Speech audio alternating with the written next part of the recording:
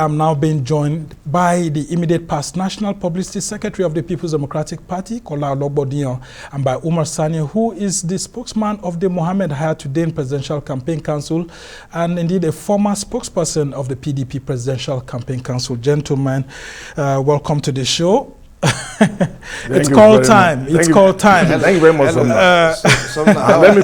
Let me comment Amaka for her detailed report. Yeah, and I mean, it's good to see you looking fresh. It looks like you were really pressured while you were the National Publicity Secretary. And, okay, let's just start with you, Kola. Your political party, the PDP, seems to be facing a historic moment.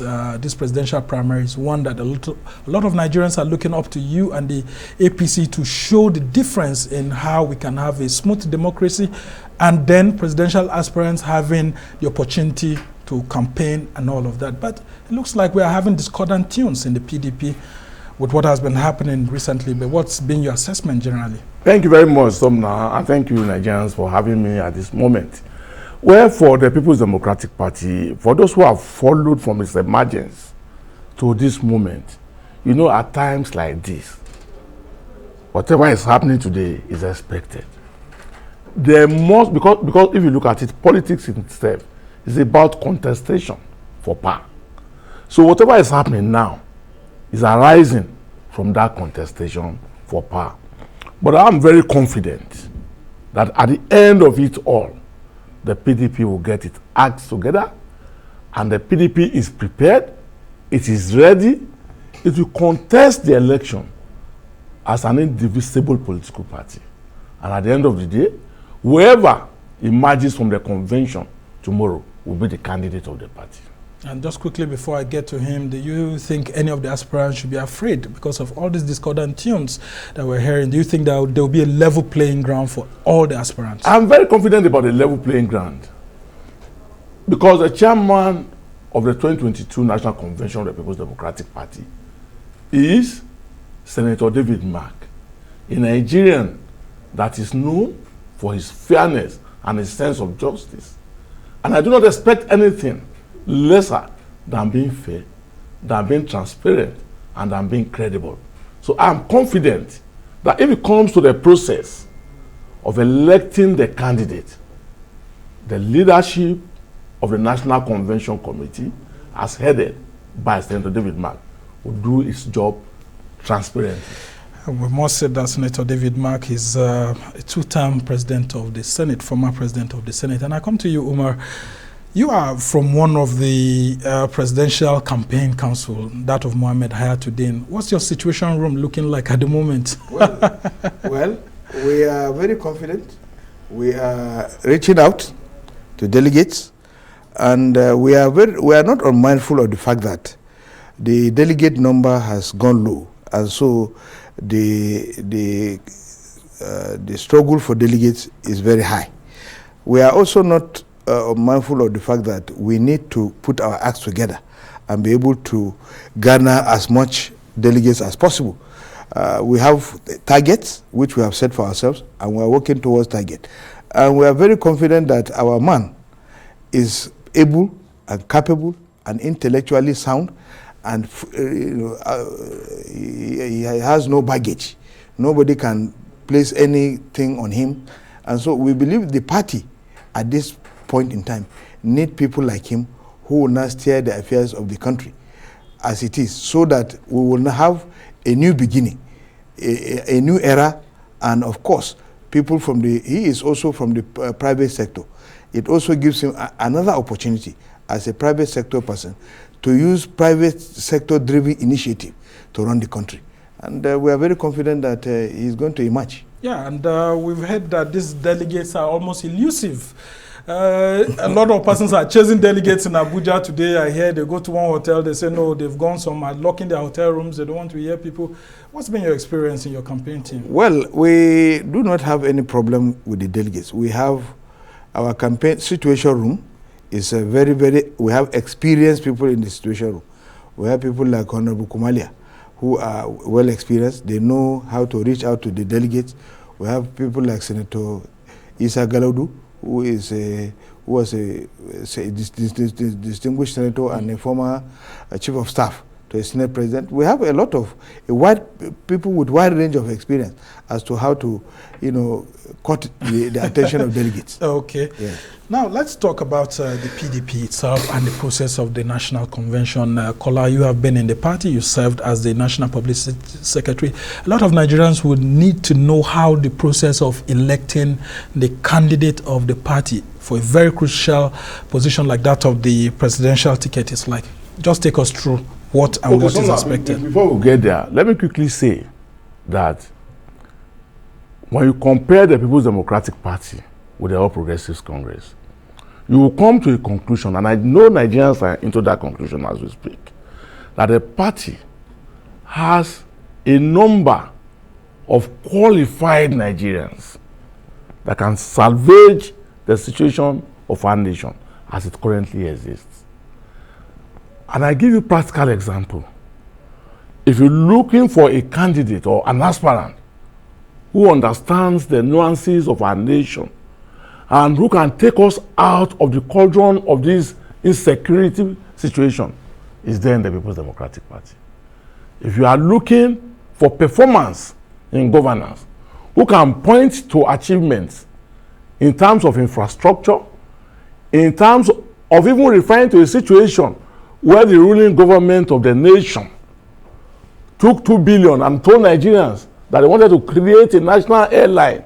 And as we speak today, the only thing that we can find is the logo of that airline. But the subnational governor was able to establish an airline, which today is the best.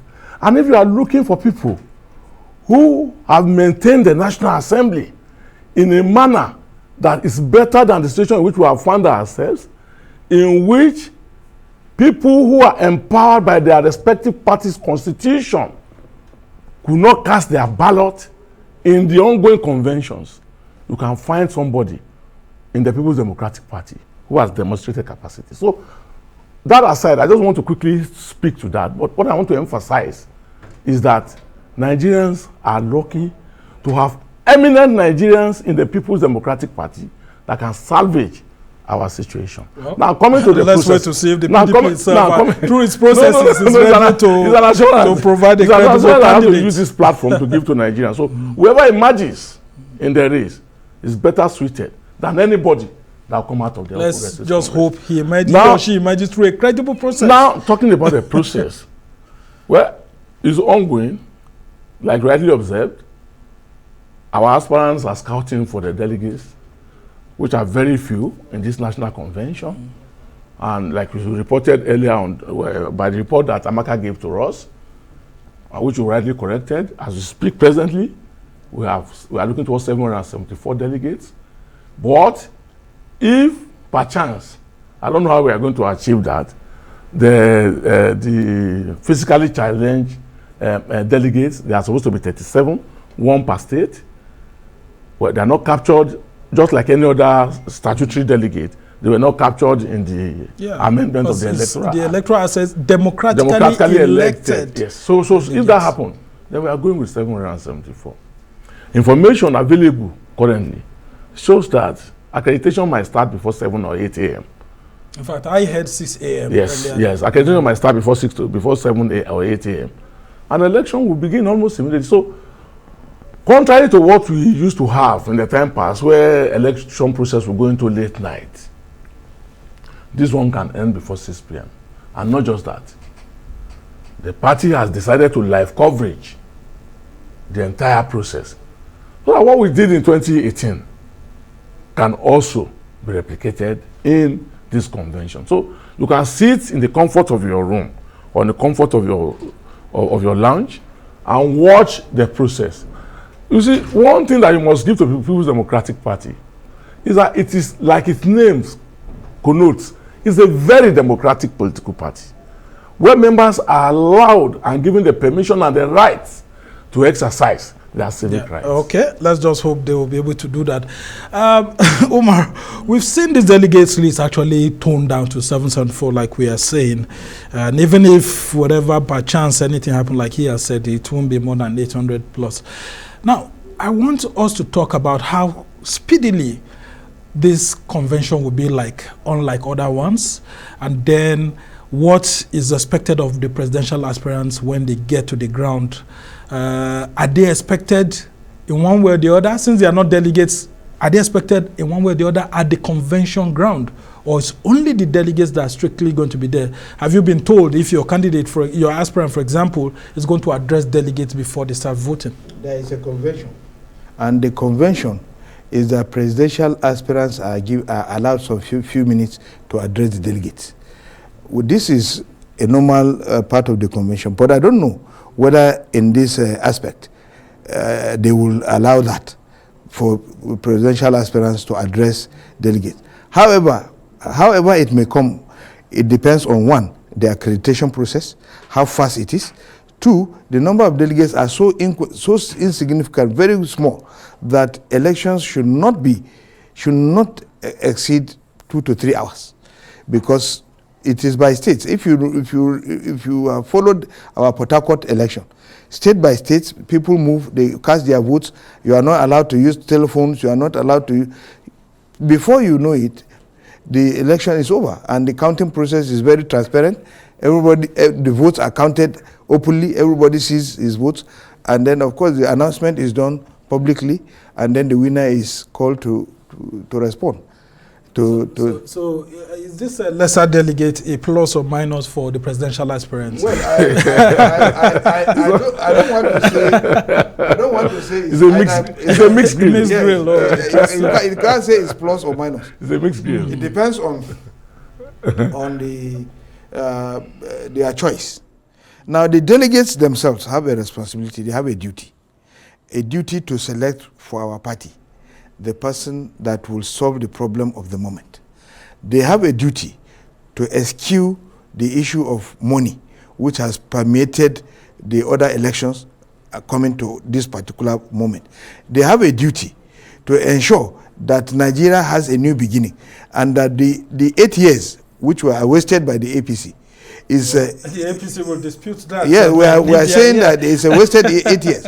That the PDP starts on a clean slate and build on this 16 years. They have, and consolidate on that. So I believe that by the time the elections, the primaries are over, I'm sure my friend has always said it, that the PDP has an internal conflict resolution mechanism that can be employed to ensure that all the aspirants come together, work for the interest of the party, so that the party at the 2023 elections will emerge victorious. Okay. That is what is very important. You were saying something about that. Yeah, if I quickly add to what Umar Sani has said, information available show that the presidential aspirants are being expected, or they will be on the convention ground. And like he said, in the tradition of the party, they will have like five minutes to address the delegates. Members of the respective committees that have been constituted, not too much of a large number, are expected.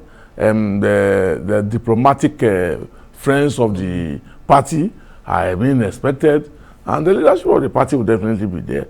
So, like you rightly said, by buttressing what I had earlier said, I think the process is going to be smart and sharp. Now, Kola, all of you are just talking as if this PDP is just going smoothly at the moment, everything's going well. Just today we learned that Senator Enyinaya Abariwe, who's the minority leader of the Senate, has not just only resigned, but he has left the Peoples Democratic Party for another party.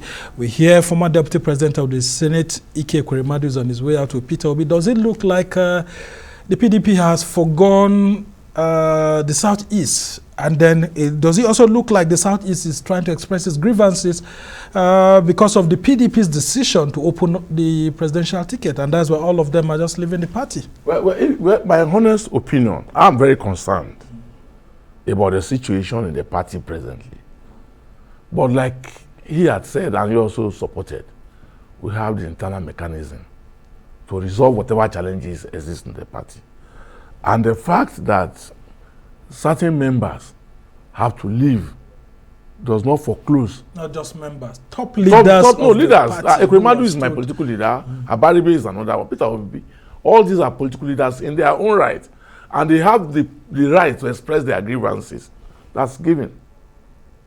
That's given. But what I am saying, in my own opinion, is that the fact that they are leaving the party does not foreclose the possibility of working together in the future. Yeah, but how could the PDP let these top guys leave? I mean, a lot of Nigerians are asking questions. What exactly is happening in the PDP? I've expressed my concern. And, you know, I will not sit down on your platform here and begin to speak to, oh, this person has fault, that person has a fault. What is of major concern to party leaders today is how we can weather this storm and land safely.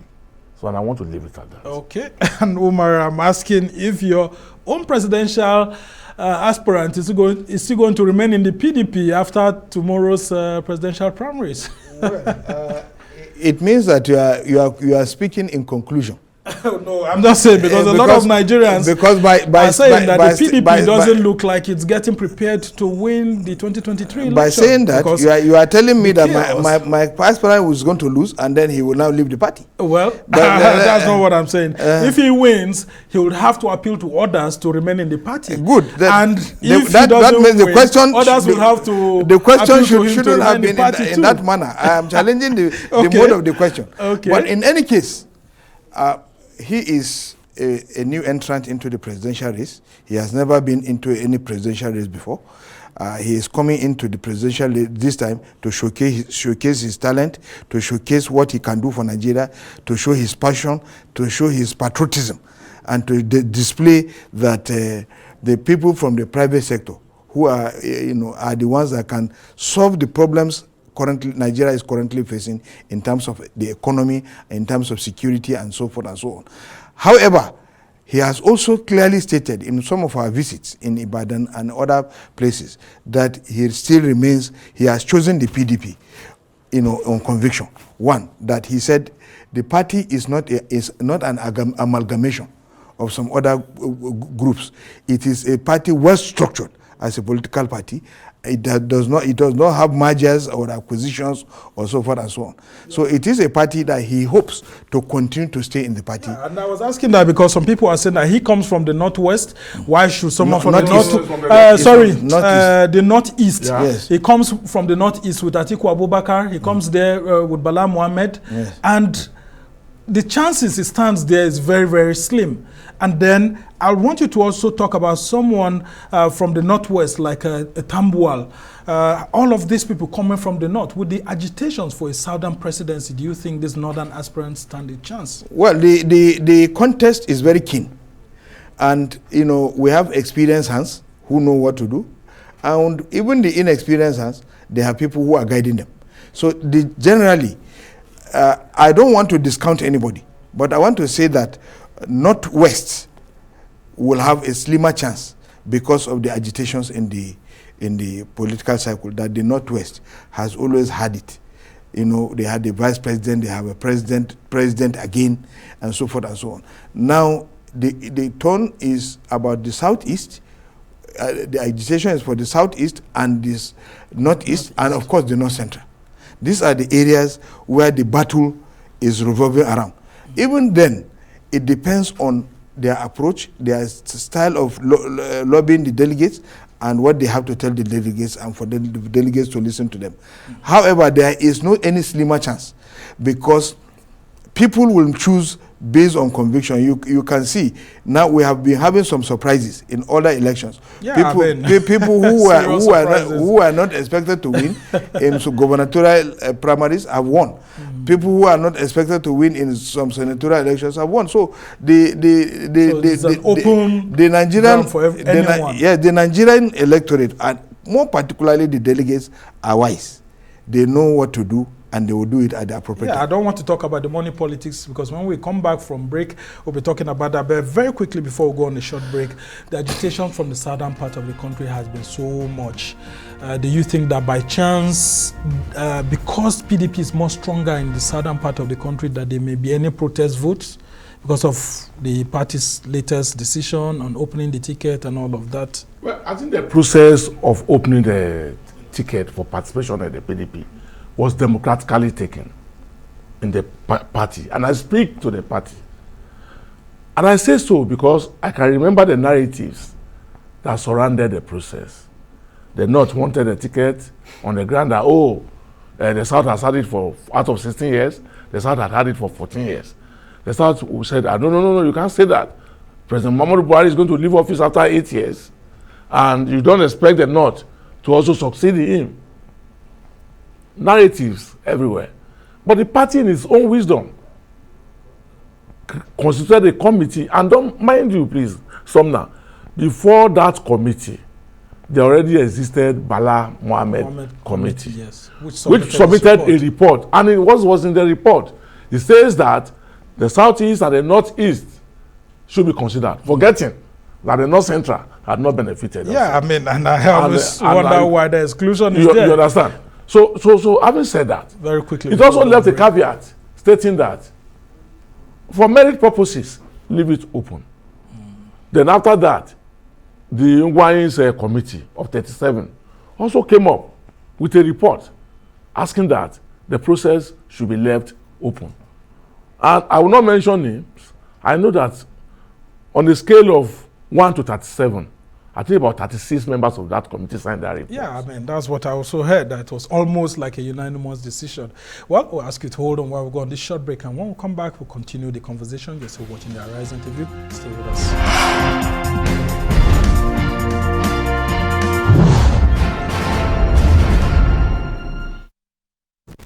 Welcome back to the Arise interview, where we speak to the newsmakers as well as ordinary people doing extraordinary things around the world and featuring the voices at the heart of the conversations. I'm Sumner Sambu. Well, we have been looking at the PDP presidential primary election, which comes up on Saturday, and that of the All Progressives Congress, the governing party, will come up on Sunday. And I still have with me in the studio the immediate past National Publicity Secretary of the Peoples Democratic Party, Kola Ologbondiyan, and Umar Sani, the spokesman of the Mohammed Hayatu-Deen Presidential Campaign Council, and a former spokesperson of the PDP Presidential Campaign Council. And joining me also from our offsite studios, Arise Analyst Dr. Amadi, and we're going to continue our conversation specifically on the PDP this time around. We'll be having that of the APC conversation in subsequent bulletins and, of course, programs. Well, Dr. Amadi, I'm very sure you would have seen how the political thermometer is moving, or barometer, if you like to refer to it that way. What's been your assessment of the race towards the PDP primary election tomorrow? And what have you heard about delegates and then the search for a common consensus as we head to the D-Day? Well, thank you very much. Even here near our studio here, you can see a lot of movements. The hotels are filled up in Abuja, as I hear. Vehicles, branded vehicles up and down. We've seen banners, beautiful banners spring up across the length and breadth of the city. And so Abuja is welcoming the usual customers, high net worth individuals. And again, the delegates are coming in. But in terms of what's going on, complaints here and there. The latest is, of course, Agent Pius writing and complaining about the missing Ebonyi delegate list. The problem is, look, the fact that PDPs have somewhat disorganized administratively, not very optimally efficient, somewhat the Electoral Act coming in late, and politicians typically not paying attention to nitty-gritty and not reading what is in the book as they do. And again, of course, desperation of other politicians. And again, I think we always have the primaries all about buying and selling, but maybe this is a notch higher. Speculations around how much, in fact, as I was going to my office in town, somebody told me that he heard that they're now paying 120 million each delegate. I couldn't but laugh. Has this market got this pricey? And again, we are hearing also that some of the strong base of some of the contestants are suspected. They're getting infiltrated. Some of the issue, people are looking after, they're calling their contacts to make sure everything's okay. It looks like there could be some element of surprise on Sunday, to tomorrow, when the elections start proper. But also going by the distribution of the delegates, there can be some predictability about what's going to happen in terms of who is strong where. So some people are already thinking that maybe there'll be clear losers and maybe 1 or 2, 3 people who stand a chance of winning going by where the delegates are as of now. But again, a day is too long in politics. Shifts are happening. Some people are probably losing their delegates. Some are swinging. And then the messaging, the last minute messaging we are seeing on social media and on the conventional media could tilt it. But again, it looks like 1 or 2, 3 delegates, aspirants are strong because of demographics. We're going to see geopolitics play some role in the final count. You know, those who are strong in zones, they are where their zones, and those zones seem to have large number. Again, one big point here, none of the politicians focus on the central delegates that are essentially easy to bank on, those who control the states, who control the national officers. People didn't pay more attention to the national delegates. For PDP, voting with only national delegates, I think many people were caught napping. They didn't pay much attention. 1 delegate each local government. Some of the aspirants worked hard on that, and tomorrow, I think those aspirants will smile. All right. Does it look like the PDP presidential ticket is for the highest bidder? Is that what your summary would look like based on these allegations of inducement, and not just inducement, but heavy inducements, and some people say even in dollars? I think, yes, 2 factors.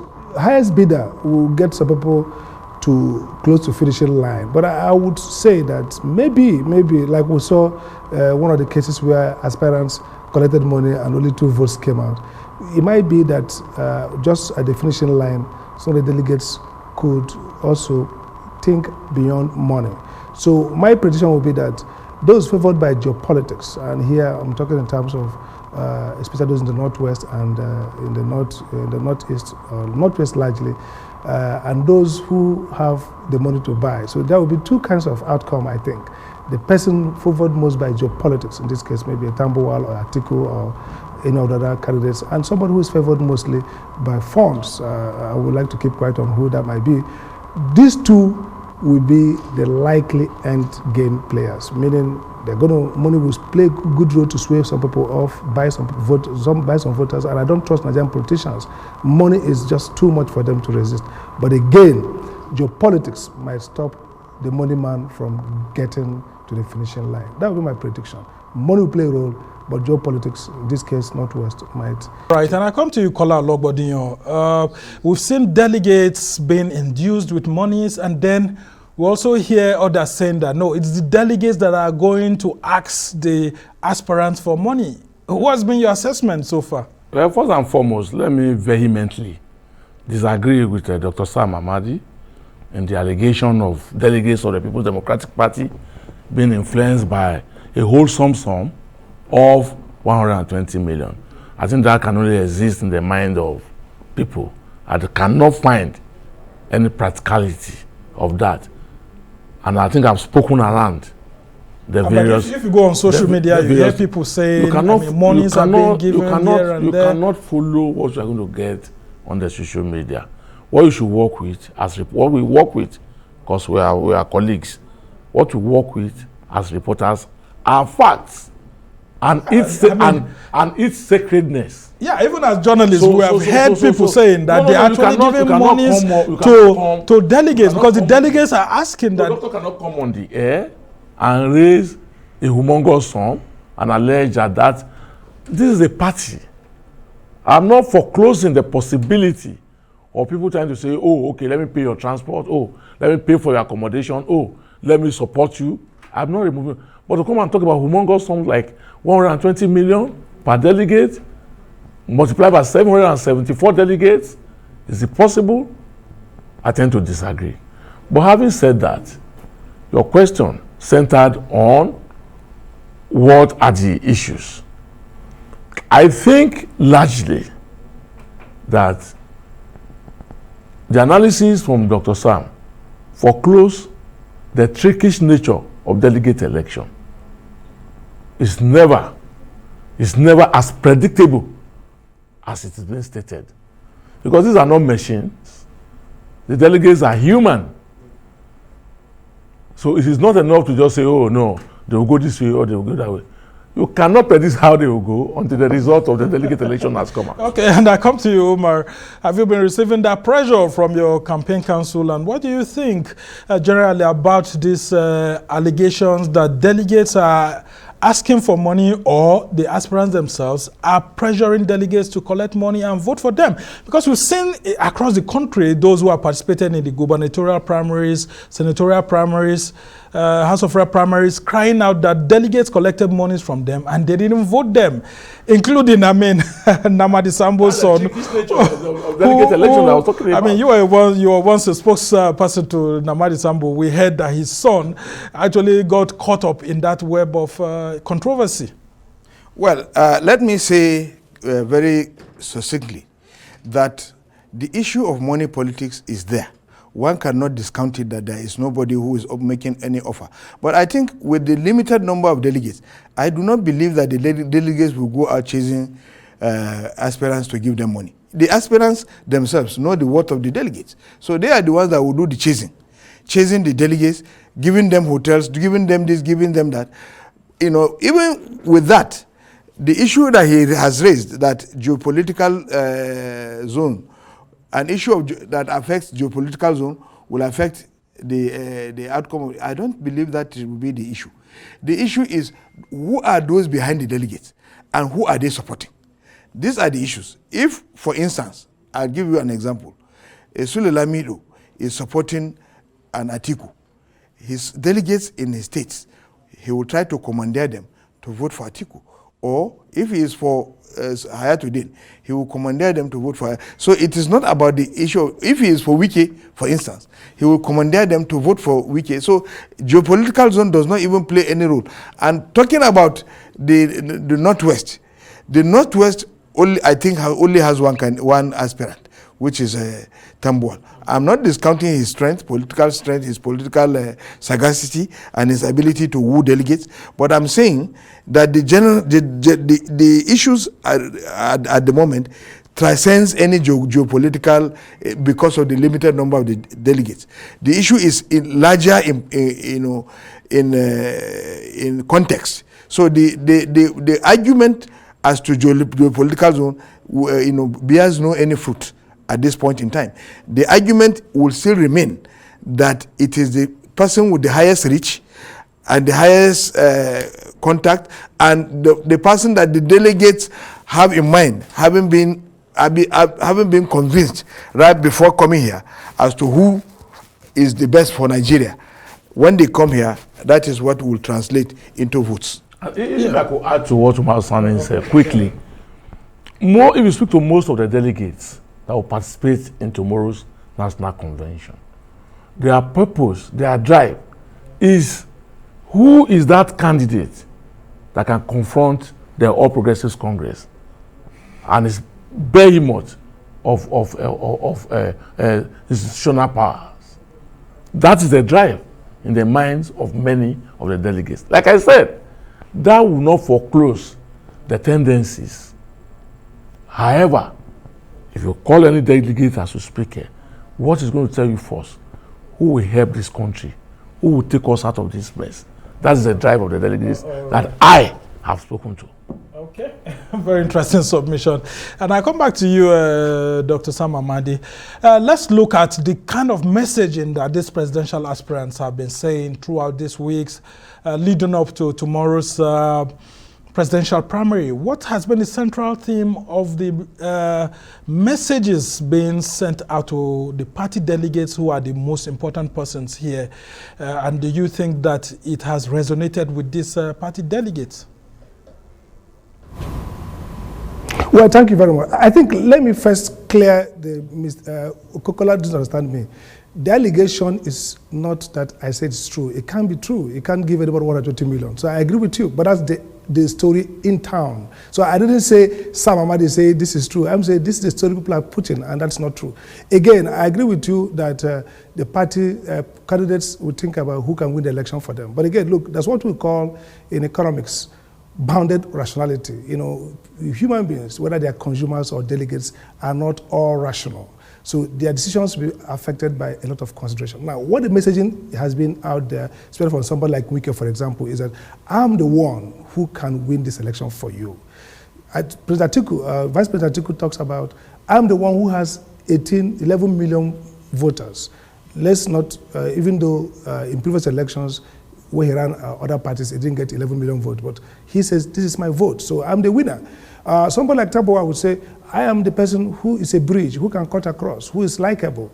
Saraki says the same thing, I am the one between the new and the old, and a person who has the policy ideas that can make a party win. So essentially, the message is, I'm the one who can win. Now, the delegates will look at the profile, they look at accomplishment. For example, if you have been in previous position, what have you done? And don't forget that this is not about PDP, it's about the Nigerian people. So if the delegates will be thinking first, who among these candidates will resonate with the larger Nigerian public? This is going to be a contested election.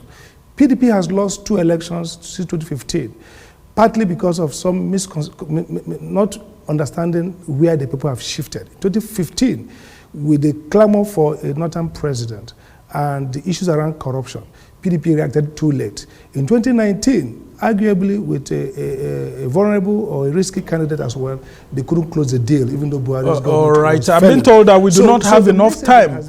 Dr. Sam Amadi, I'm being told that we do not have enough time. It's credible. So sorry, I have to cut in, but just before we let you go, what do you say, very briefly, about what's going on in the Southeast, where Ike Ekweremadu, minority leader of the Senate, Ina Abaribe, and including Peter Obi, all these top shots of the PDP are leaving the party?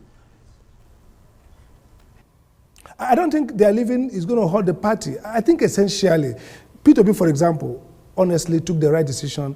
He couldn't win this election. He has built a national following. He has to cash out on it by running as a candidate. And I think that's a strategic decision. On Bariba and Ekweremadu, I don't support their views because, look, these guys came to power 20 years, chairman, local government chairman, chief of staff, Senate, deputy Senate president, same with Abaribe, with a party, with a structure of delegates that governors control. They are beneficiary, and now the governors threw them out and they left the party. So they're going to challenge, they're going to run if they are powerful, but it won't kill the party in the Southeast because they are victims of a political process which they have benefited in the past.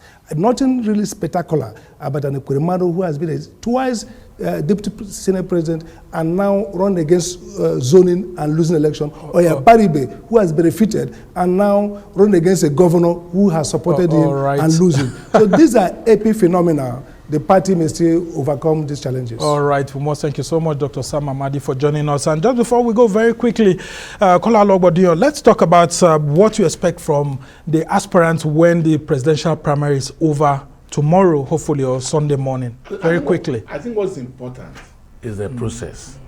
And I've said it here on this platform that certainly Senator David Mark leadership of the National Convention 2022 will produce a democratic, a transparent, a credible, and a fair process. And as such, if you go into an election and you were defeated, and you could see by yourself that in truth, you lost the election, you accept the result. When we went to Port Harcourt in 2018, very quickly, the naysayers in this country were waiting for the dissolution of the Peoples Democratic Party. But we elected one candidate in 2018, which all other aspirants supported. I am not expecting anything less. Well, I don't envy Senator David Mark during this period because of the pressure. And Umar, as we try to round off this, how do you foresee all the other presidential aspirants uniting behind the candidate that will emerge and then building a formidable opposition to, the governing All Progressive Congress and its chances also? Within our party, we have never had rebellions or people who say, okay, we are not going. If there was going to be rebellion, the only time we had that was when some people said they were entitled. They had a sense of entitlement during good luck, and they left before the primaries and went and did their own at Umar Erdogan Center. Otherwise, our party is not noted for rebellion. So our party will come together, muster courage and energy, and try to forge a common front so that we will confront the APC. And in 2023, we want APC to come back because we operate from bottom to top. We don't operate from top to bottom. Very interesting, but that will only happen if the process is credible and acceptable. We must thank you so much. Sani Umar is the spokesman of the Mohammed Hayatu-Deen Presidential Campaign Council. Of course, our own Kola Ologbondiyan is the former National Publicity Secretary of the Peoples Democratic Party. We don't know where you are in all of this. You look hidden, but we know that you're with David Mark. I know where he is. We know that you're with David Mark. And he knows where I am. We must thank our own analyst, Dr. Amadi, for being on the show to help enlighten us. Well, that's how it's been for this edition of the Arise interview. Do join us again tomorrow from me and the entire team here in Abuja. Goodbye and thank you for watching. I'm Somna Sambo.